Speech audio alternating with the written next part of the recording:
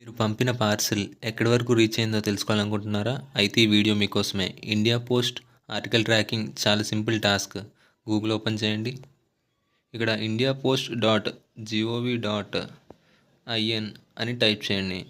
ఇలా మీరు టైప్ చేయగానే మీకు ఇండియా పోస్ట్ అఫీషియల్ వెబ్సైట్కి రీడైరెక్ట్ అవుతుంది. అక్కడ మీరు చూసుకున్నట్లయితే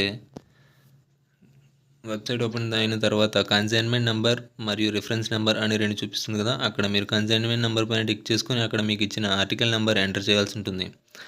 ఇది ఏ ఫార్మేట్లో ఉంటుందంటే స్టార్టింగ్ 2 డిజిట్స్ ఆల్ఫాబెట్స్లో ఉంటుంది, తర్వాత 9 డిజిట్స్ నెంబర్, తర్వాత లాస్ట్ ఐఎన్తో ఎండ్ అవుతుంది.